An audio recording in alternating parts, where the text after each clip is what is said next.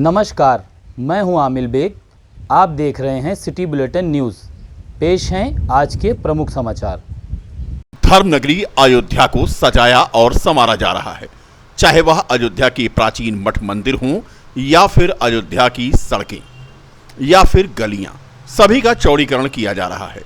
बढ़ते हुए श्रद्धालुओं की संख्या को देखते हुए अयोध्या जिला प्रशासन ने अयोध्या में हो रहे चौड़ीकरण के कार्य में तेजी लाने को कहा है, क्योंकि भगवान रामलला का मंदिर अक्टूबर 2023 में बनकर तैयार हो जाएगा और जनवरी 2024 में भगवान रामलला अपने दिव्य भव्य मंदिर में विराजमान हो जाएंगे, तो श्रद्धालुओं की संख्या दुगनी हो जाएगी, जिसके लिए उत्तर प्रदेश शासन और अयोध्या जिला प्रशासन अयोध्या में चल रहे सभी निर्माण कार्यों में तेजी लाने के बराबर दिशा निर्देश दे रहा है।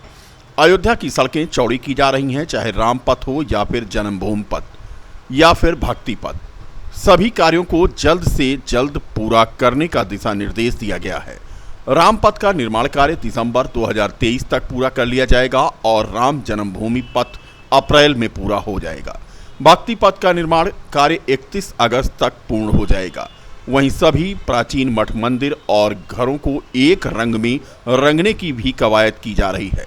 धर्मनगरी अयोध्या में फसाड का भी काम तेजी से चल रहा है, क्योंकि आने वाले श्रद्धालुओं को अयोध्या का बदला हुआ स्वरूप दिखाई दे। अयोध्या के जिलाधिकारी नीतीश कुमार ने बताया कि अयोध्या की सबसे महत्वपूर्ण परियोजना जो है वह राम जन्मभूमि को जाने वाले 3 पथ हैं, जिनका काम तेजी के साथ किया जा रहा है। राम पथ का निर्माण कार्य अक्टूबर 2023 में पूरा हो जाएगा। सबसे महत्वपूर्ण परियोजना है राम पथ का निर्माण की दिसंबर 2023 तक हमें कंप्लीट करना है और हमारा राम जन्मभूमि पथ है वो हमारा कंप्लीट होने की स्थिति में है। अप्रैल तक कंप्लीट हो जाएगा। फिनिशिंग वर्क में जो हमारा जो फसाड उसमें भी होगा, उसको भी हम फसाड और अच्छा करेंगे, उसमें और अतिरिक्त टाइम होगा, लेकिन रोड हमारा 30 अप्रैल तक कंप्लीट हो जाएगा।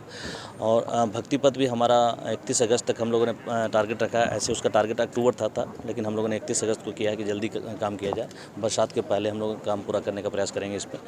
और राम पथ का दिसंबर तक है, तो ये सबसे महत्वपूर्ण पथ है। और धर्म पथ जो मेन हमारा साकेत पेट्रोल पंप से जो हमारा लता मंगेशकर चौराहे तक है, उसको भी हम लोग और भी भव्य बनाएंगे।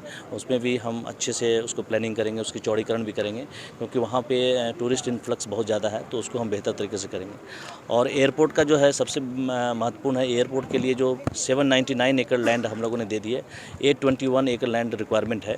और अब हम लोग ने सोशल इम्पैक्ट असेसमेंट भी जो शेष बचे लैंड का करा लिया है, तो काफ़ी तेज़ गति से हो रहा है। और हमारा जो एयर स्ट्रिप है मई में बन के तैयार हो जाएगा और ये जून से जुलाई के बीच में हमारा टर्मिनल बिल्डिंग भी तैयार हो जाएगा।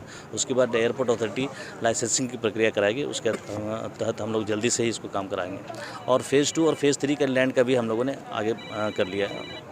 अच्छा, इसके अलावा जो सबसे महत्वपूर्ण है घाटों का, जो आप देख रहे थे कि गुप्तार घाट से हमारा नया घाट है वो कनेक्ट हो गया है और अब फिनिशिंग वर्क चल रहा है उसमें। और उसके बाद फिर हम उसको फिनिशिंग घाट पूरा कंप्लीट होने के बाद फिर उसके लिए भी हम लोगों के लिए, श्रद्धालुओं के लिए या टूरिस्ट लोगों के लिए वहाँ पे एक हम लोग सरफेस इंप्रूवमेंट और पार्किंग फैसिलिटी हम लोग डेवलप कर रहे हैं, उसमें भी हम लोग अच्छा करेंगे। और गुप्तार घाट आपने देखा होगा कि वहाँ पे कंप्लीट हो गया, तो फेज़ 1 गुप्तार घाट फेज़ 1 का कार्यक्रम हो गया, फेज़ 2 भी हो गया। फेज़ 3 में गुप्तार घाट और 14 कोसी के बीच में जो लैंड हमारे पास है उसमें एक पार्क डेवलप किया जाएगा, सुंदर सा पार्क डेवलप किया जाएगा और पार्किंग फैसिलिटी भी वहाँ डेवलप। संविधान निर्माता बाबा भीमराव अंबेडकर की 132वीं जयंती शहर के रिकाबगंज स्थित कमला नेहरू भवन कांग्रेस पार्टी में धूमधाम से मनाई गई, जिसकी अध्यक्षता कांग्रेस की अनुसूचित जाति के जिलाध्यक्ष रामसागर रावत के नेतृत्व में पार्टी नेताओं ने डॉक्टर अंबेडकर की फोटो पर माला और पुष्प अर्पित करके कार्यक्रम का आयोजन किया, जिसमें कांग्रेस के वरिष्ठ नेता और कार्यकर्ताओं ने डॉक्टर अंबेडकर की जयंती पर उनके जन कल्याण के लिए किए गए अभूतपूर्व योगदान को याद किया। इस जयंती के अवसर पर रामसागर रावत ने बताया कि डॉक्टर भीमराव अंबेडकर ने भारत देश के संविधान का निर्माण किया और स्वतंत्र भारत के आंदोलन के लिए महत्वपूर्ण भूमिका निभाई। इस मौके पर कांग्रेस के पूर्व जिलाध्यक्ष रामदास वर्मा, जिलाध्यक्ष अखिलेश यादव, शिवपूजन पांडे आदि मौजूद थे। आपके जो गरीबों के मसीहा, मजदूरों के मसीहा, किसानों के मसीहा, महिलाओं के मसीहा, जो उत्पीड़न अत्याचार हो रहा था, कुप्रथा को बंद कराया। ये 132वीं जयंती है, जो आज हम लोग कांग्रेस कार्यालय कमला नेहरू भवन में पूरे हर्षोल्लास के साथ जैसे पूर्व वर्षों से चला आ रहा था, मनाया जा रहा था, उसी तरह आज भी मनाया गया। बहुत अच्छा लगा। ज्ञान की बातें बताई गई, संविधान की बातें बताई गई, संविधान ग्रहण करने की अपील की गई। इस कार्यक्रम में जिला अध्यक्ष अखिलेश यादव जी शामिल हुए थे, पूर्व जिला अध्यक्ष रामदास वर्मा जी शामिल हुए थे, पूर्व अनुसूचित जाति अध्यक्ष। राम जन्मभूमि अस्थायी सुरक्षा समिति की बैठक में कहा गया कि जितनी महत्वपूर्ण सुरक्षा संसद भवन, राष्ट्रपति भवन की होगी, उतनी ही महत्वपूर्ण सुरक्षा राम जन्मभूमि परिसर की भी होगी। राम जन्मभूमि अस्थायी सुरक्षा समिति के सदस्य एडीजी सुरक्षा विनोद कुमार सिंह ने बैठक की अध्यक्षता की। राम जन्मभूमि तीर्थ क्षेत्र ट्रस्ट के महासचिव चंपत राय, डॉक्टर अनिल मिश्रा समेत सीआरपीएफ, पीएसी, खुफिया विभाग के वरिष्ठ अधिकारी भी बैठक में शामिल रहे। अयोध्या और राम जन्मभूमि की सुरक्षा अभेद होगी। जल, थल और नभ से अयोध्या की सुरक्षा की जाएगी। भगवान रामलला के मंदिर और नगरी की सुरक्षा शासन की प्राथमिकता पर है। सुरक्षा बलों की संख्या घटाते हुए तकनीकी का इस्तेमाल करके सुरक्षा व्यवस्था और सख्त की जाएगी। देश और प्रदेश के उच्च सुरक्षा संगठन के वरिष्ठ अधिकारियों ने बैठक में इस आशय पर खाका खींचकर उसकी तैयारी की और अंतिम मुहर इस पर सुरक्षा विभाग लगाएगा।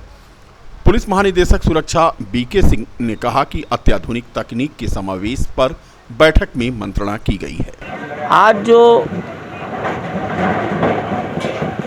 राम जन्मभूमि कैंपस की स्टैंडिंग कमेटी सिक्योरिटी, ये बहुत दिनों से बनी है, अनेक वर्षों से बनी है, और इस समिति में भारत सरकार की संस्थाएं, सीआरपीएफ, इंटेलिजेंस ब्यूरो और उत्तर प्रदेश की संस्थाएं, civil police, provincial armed police, Uttar Pradesh intelligence, ये सब लोग रहते हैं। उत्तर प्रदेश सरकार के एडिशनल डायरेक्टर जनरल सिक्योरिटी रहते हैं।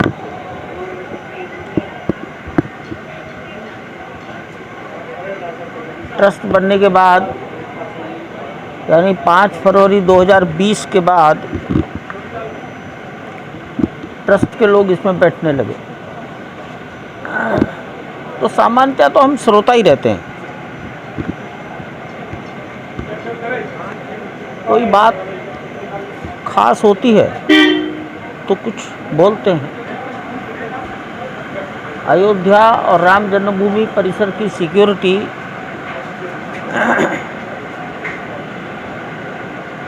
देश में एक महत्वपूर्ण सुरक्षा का कार्य है। हम नियमित रूप से यहाँ मिलते हैं और जो वर्तमान व्यवस्था है उसकी समीक्षा की गई, और आप सभी अवगत हैं कि भव्य मंदिर निर्माण बहुत तेज़ी गति से चल रहा है। तो जो हमारी जो सुरक्षा के तंत्र हैं, जो उनके साथ हमें इंटीग्रेट करने हैं, उसी पर चर्चा हुई और मंदिर निर्माण के दौरान जो हमें कार्रवाई करनी है उस पर सहमति बनी और हम आगे बढ़ेंगे। सर, राम मंदिर में श्रद्धालु बहुत तेज़ी से बढ़ रहे हैं, तो सुरक्षा व्यवस्था में ज्ञान नहीं है। जो भी व्यवस्था है वो बहुत ही जनोन्मुखी है, जनता को सुविधाएं देते हुए, लेकिन बिना सुरक्षा में कोई कॉम्प्रोमाइज़ किए हुए। और आने वाले समय में आप देखेंगे जो व्यवस्था बनती जा रही है वैसी व्यवस्था। पीसीएस की परीक्षा पास करने के बाद अनामिका मौर्य एसडीएम बन गई। अयोध्या आगमन पर आज उनका वजीरगंज जब्ती के पुराने रामलीला मैदान के पास स्थित उनके रिश्तेदार श्याम नारायण मौर्य के आवास पर सावित्रीबाई फुले फाउंडेशन अयोध्या के द्वारा स्वागत सम्मान आयोजित किया गया। लगभग 51 किलो की माला पहना करके मौर्य समाज के लोगों ने उनका स्वागत किया। इस दौरान अनामिका ने हाई स्कूल और इंटर कनौसा से पास होने तथा बस्ती जनपद की रहने वाली होने की जानकारी दी। अनामिका मौर्य ने बताया कि दूसरे प्रयास में उन्हें यह सफलता हासिल हुई है। उन्होंने राम स्वरूप कॉलेज लखनऊ से बीटेक किया है। पिछली बार इंटरव्यू में वह असफल हुई थीं, लेकिन उन्होंने हार नहीं मानी और अपने लक्ष्य पर रहते हुए दूसरी बार प्रयास किया और सफलता हाथ लगी। बहुत रही है मुझे और इतना ग्रैंड वेलकम देके मैं बहुत खुश हूँ।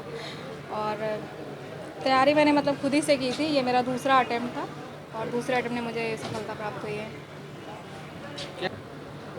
मतलब मेरी स्कूलिंग 6 to 12 मैंने यहीं से पढ़ा है, कनौसा कॉन्वेंट कॉलेज से। और उसके बाद फिर मैंने लखनऊ से रामस्वरूप कॉलेज से बीटेक किया है। फिर मैंने अपनी तैयारी शुरू की थी, जो मैंने सेल्फ स्टडी की है। और उसके बाद मतलब प्रॉब्लम्स तो बहुत आई। मतलब मैं पिछले साल मैंने दिया था, फिर इंटरव्यू में फेल हो गई, लेकिन मतलब फिर मैंने अपने आप को फिर से रेडी किया और मैं फिर सफल हुई। कितना सहयोग मिला? सबका बहुत ही सहयोग था, हमेशा मतलब सपोर्ट किया। किसी ने मुझे डीमोटिवेट नहीं किया। जब भी मैं असफल हुई, सब ने मुझे बहुत सपोर्ट किया और इसी वजह से, इन सब की वजह से ही मैं। समाजवादी पार्टी से मेयर पद के लिए घोषित प्रत्याशी डॉक्टर आशीष पांडे दीपू ने आज ब्लड बैंक में ब्लड डोनेट किया। उन्होंने कहा कि राष्ट्रीय अध्यक्ष अखिलेश यादव का शुरू से आह्वान रहा कि कोई भी जरूरतमंद व्यक्ति हो जो किसी भी प्रकार से पीड़ित हो, उसकी हर संभव मदद समाजवादी पार्टी के लोग करें। उसी संकल्पना के द्वारा आज मैंने बच्ची को ब्लड डोनेट किया है और उसके पिता से हर प्रकार की सुविधा देने का आश्वासन दिया है। डॉक्टर अंबेडकर की जयंती पर आज बीकापुर के रुकुनपुर में स्थित डॉक्टर भीमराव अंबेडकर पार्क से गाजे बाजे के साथ जन जागरण चेतना रैली निकाली गई। यह रैली बल्लीपुर, पातुपुर, रहेट, जलालपुर माफी, चांदपुर आदि स्थानों से होती हुई बीकापुर कस्बे में पहुंची। रैली में शामिल लोगों द्वारा नारे लगाए गए।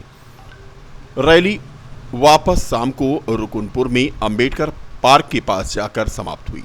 रैली के समापन के बाद जागरूकता गोष्ठी का आयोजन हुआ। डॉक्टर भीमराव अंबेडकर के चित्र पर पुष्पांजलि अर्पित की गई। कार्यक्रम के आयोजक काशीराम कौशिक थे। आप लोकतंत्र के चतुर्थ स्तंभ माने जाते हैं, तो मैं आपके माध्यम से संपूर्ण देशवासियों को भारत रत्न बाबा साहब की 125वीं जयंती पर आत्मीय मन से शुभकामनाएं प्रेषित करता हूं। और आप देख रहे हैं कि हर्ष और आह्लाद का विषय है कि हमारी ग्राम पंचायत पातुपुर में हमारे आदरणीय अभिभावक आदरणीय काशीराम कौशिक जी के कुशल निर्देशन में जो भव्य जनसैलाब आप देख रहे हैं, ये सब बाबा साहब को मानने वाले हैं, जानने वाले हैं। और आप देखिए यहाँ छोटे बच्चे, माताएं, बहनें, भाई सब बाबा साहब को जो दिल में बसा के रखते हैं, वो एक जनसैलाब के रूप में निकल पड़े हैं, झूम पड़े हैं। और हम कामना करते हैं कि ये जो समरसता है, ये जो प्रेम है, ये जो सौहार्द है, ये हम सब में बना रहे और हम सबका जो मिशन है वो निरंतर गति प्रदान करे। आप सबको पुनः बाबा साहब की जयंती पर ढेर सारी शुभकामनाएं। आप सबको जय भीम, नमो बुद्धाय।